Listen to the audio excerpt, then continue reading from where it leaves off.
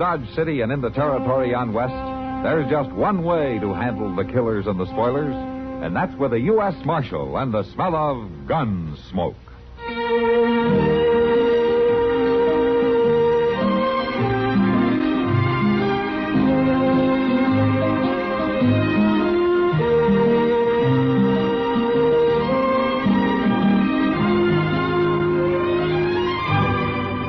Gunsmoke, starring William Conrad. The story of the violence that moved west with young America. And the story of a man who moved with it. I'm that man. Matt Dillon, United States Marshal. The first man they look for and the last they want to meet. It's a chancy job, and it makes a man watchful. And a little lonely.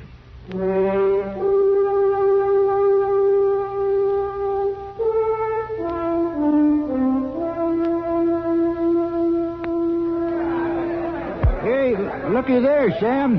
The big fella's about to start the show now. Come on, everybody. I heard you Dodge City folks were up and coming, ready to pay the price for a real thrilling spectacle. Well, this is it. A feat of daring the like of which ain't been seen since the days of William Conrad. Oh, he's a pretty funny talker, ain't he? Now put your money in the hat or there won't be any show. Well, come on, Sam. Come on. Thank you. Thank you very much. Hey, is that your little boy, Mr. Tell? What? You want to find out, mister? Here now. This is my partner, Mr. Little Maury.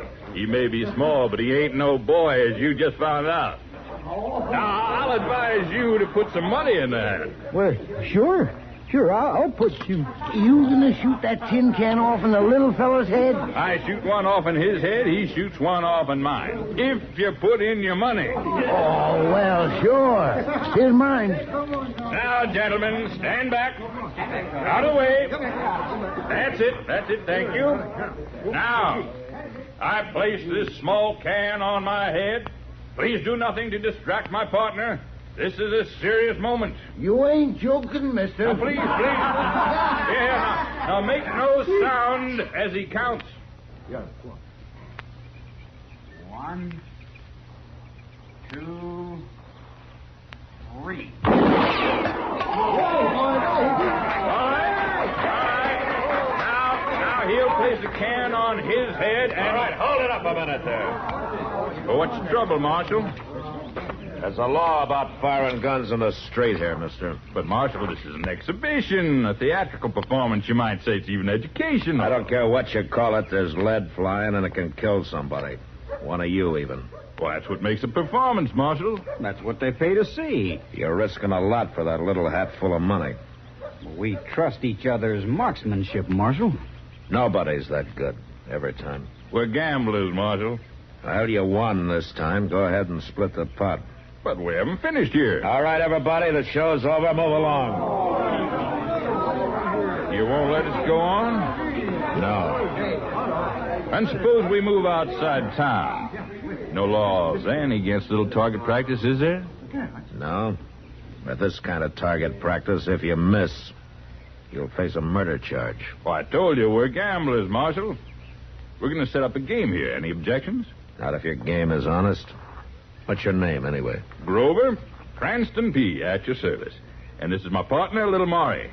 I hardly remember his last name, but I think it's Smith. Yeah, I'll bet. Like yours is Grover. Now, that ain't too friendly of you, Marshal. I'm not paid to be friendly, mister.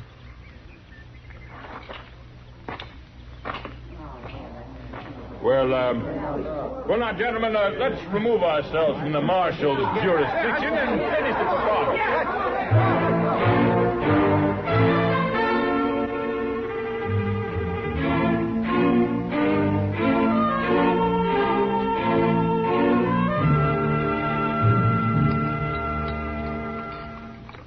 Oh, my, that choke cherry pie is good. Want another piece, Chester? Well, I don't know, Miss Kitty. How about you, Mr. Dillon? No, not for me, Chester. Doc? No, not me, but you go on. Oh, yes, Chester, you have another. It's just the thing for you. No, I reckon I better not, Miss Kitty. Oh, don't let him scare you, Chester.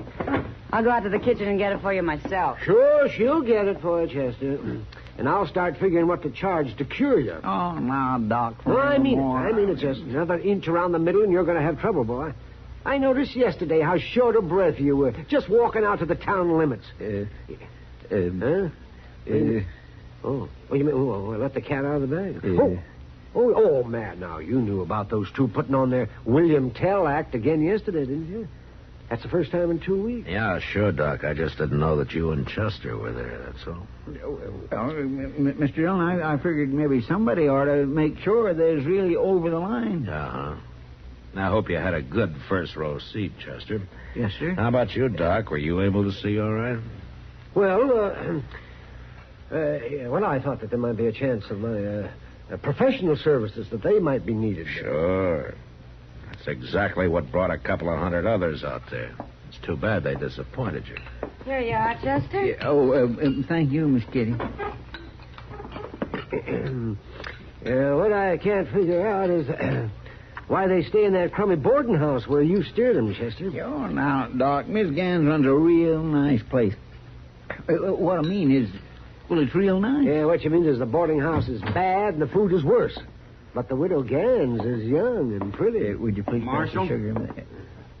Yeah, Maury. Well, you was watching our poker game last night. You have to do that? Well, I keep an eye on every game in town. You had any complaints about ours? If I had, you'd be in jail. We don't have to cheat. I hear you made quite a pile in the last couple of weeks. We done all right. Yeah, but you're greedy. You put on your act again yesterday, didn't you? And it was outside of town. You know, you'll go on till one of you is dead. I'll tell Grover what you said when I find him, Marshal. I saw him about an hour ago over on Bridge Street with Effie Gans. Effie Gans? Yeah. Thanks. Did I say something wrong? I don't know, Kitty. Well, you did seem a little sore about something. You know, Grover was sweet-talking Effie Gans. She's a widow. You figure those fellows might be pulling some game on her? Oh, I doubt it, Kitty. She's not rich enough. More likely to be the other way around, if you ask me. Oh, now, Doc, she's real nice. Oh, sure, and she's real pretty, too. But so's a rattlesnake, if you want to look at it that way.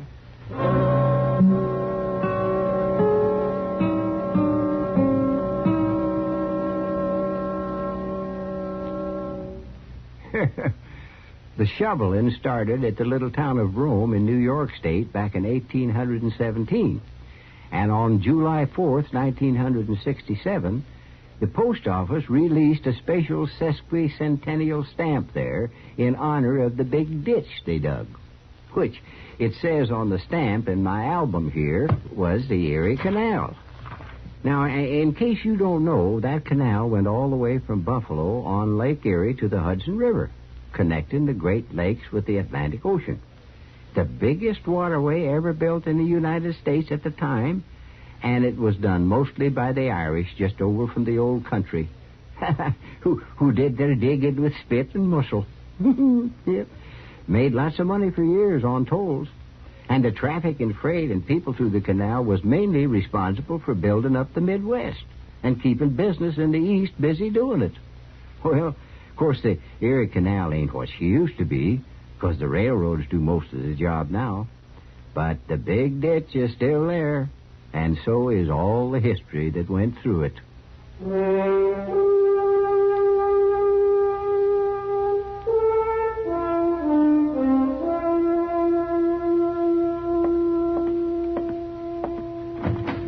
Hey, Grover. Oh, hello, Maury. I was just going down to open up the game. You coming? I've been looking for you. Where you been all morning? Why, around town. Who with? What do you mean, who with? Lots of people. And everybody wants to see the act again. I think we ought to put it on this afternoon. Crowd gets bigger every time. You know why they keep coming back to see it? Sure. I hope someday we'll miss. And someday we will. Grover, let's get out of this town. Why, we're doing fine. I don't like it. And we got enough now, more than we ever had before. Let's go somewhere else and start a real business. What about it? Well, we'll talk about it tonight, huh? One more William Tell act this afternoon, maybe we'll have enough. Just one more, huh? See you down at the place. Yeah, I'll be along. I'm just going to wash up. Okay.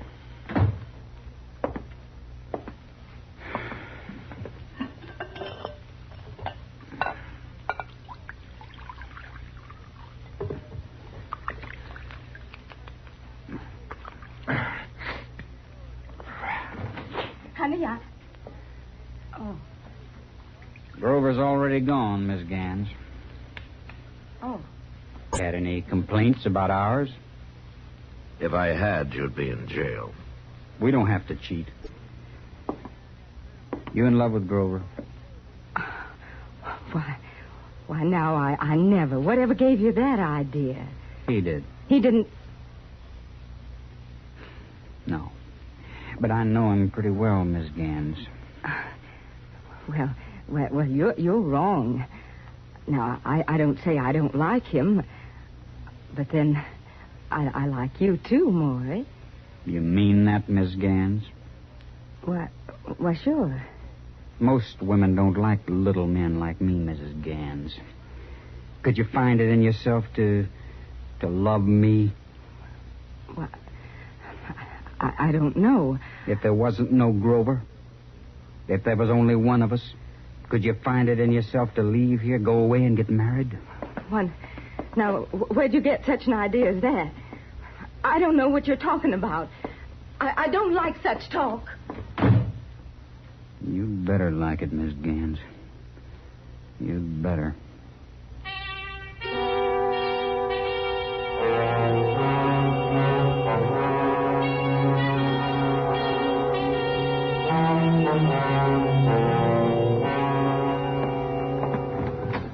Matt. Afternoon, Doc. Say, have you heard the talk? There's going to be another of those William Tell acts late this afternoon. Well, I can't stop it, Doc. Well, there's something else I heard, too. Mr. Bodkin down at the bank says the widow Gans is leaving town. Sold her house for cash. And she might have some more saved up somewhere. What are you saying, Doc? Well, those two might be fleecing her, Matt. You said it'd be more like the other way around. A rattlesnake can be pretty if you see it that way. Oh, no, Matt. All right, if you want me to talk to her, Doc, ask her if she's being fleeced. You think she'll thank me for it? Yeah, more than likely she'll slap your face. Yeah, but I might find out something. I think I'll try it.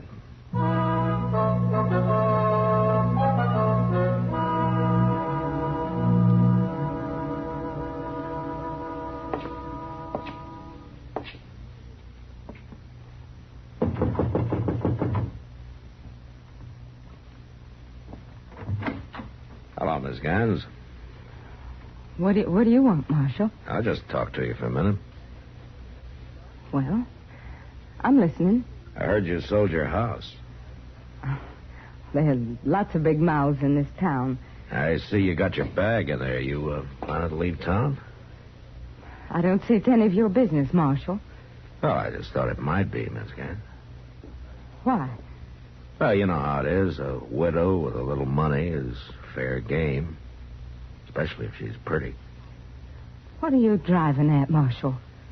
You've been seen around with this man, Grover. She just might be planning to leave town with him. Now, you listen to me, Marshal. I'm a widow, yes, but I don't have to like it. It don't have to mean my life is finished now, does it? No, ma'am, of course not. All right, then. If a man loves me and wants me to love him, it's no business of yours. Oh, I'm sorry, Miss Gans. All right. Maybe you meant well, but I don't thank you. What I do is my own business, even if I lose everything. Now, you get out.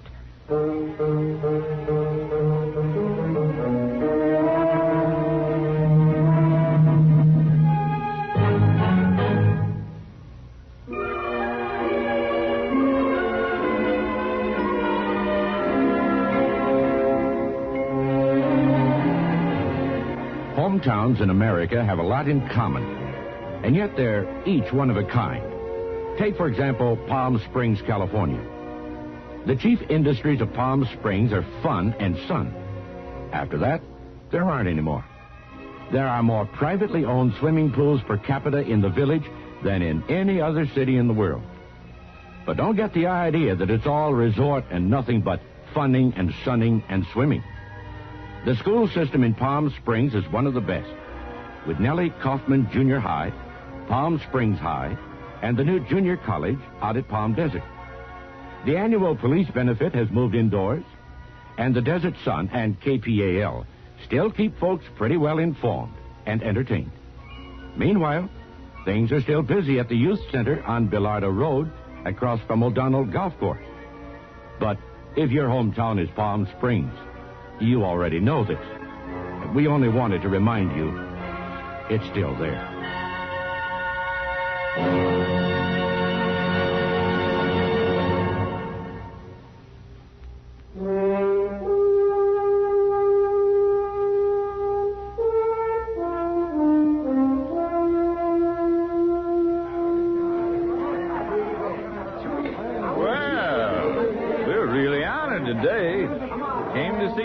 After all, huh, Marshal? That's right, Grover. Can you see good from there, Marshal? Yeah, I can see. Go ahead. All right. All right, Maury. You let me go first today. No. I'll go first.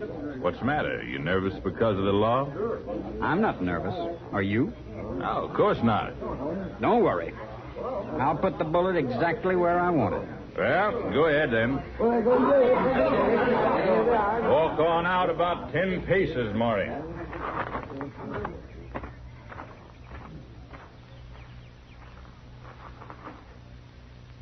Now, gentlemen, your attention. Please remain quiet. No movement. No loud noise while my partner counts. Quiet, please. 1, 2, 3. Oh, you hit him. Yeah.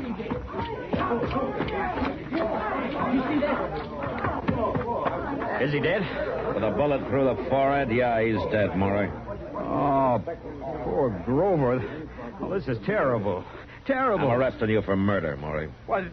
No, it was an accident. Everybody here saw it was an accident. You said yourself it could have happened any time. I said if it did, you'd stand trial for murder. Oh, now, look, Marshal. Do you really think any jury would convict me with all these witnesses here to testify for me? No. No, I don't. Well, then, are you going to lock me up? Or will you let me take the body of my partner and bury him? All right, go ahead.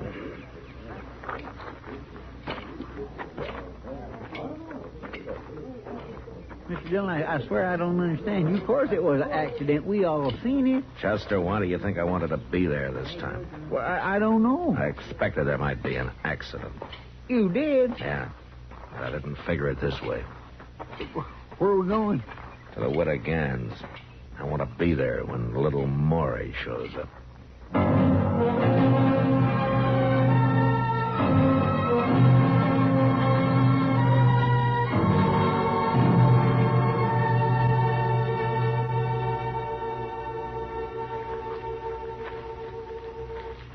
Place looks deserted except for that one light in the front room there. Yeah, well, let's get a little closer. And that's her in the front room. Got a suitcase packed, too. There's somebody coming. Little Maury.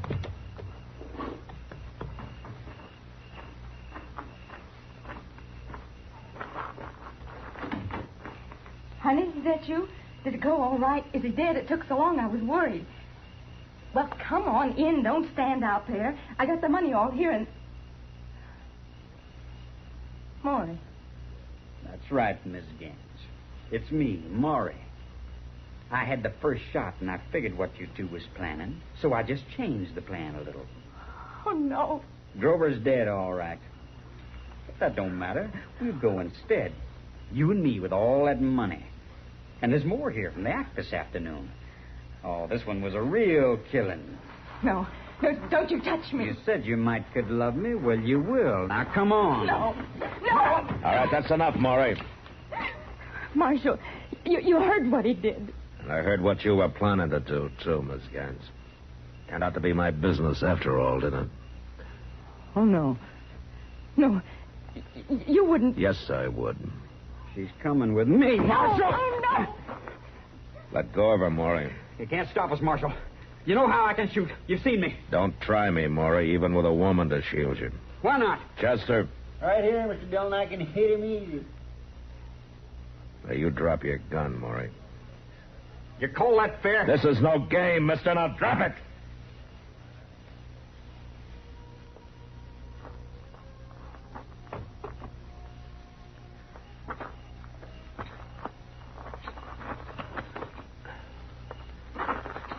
All right. Come on. Both of you.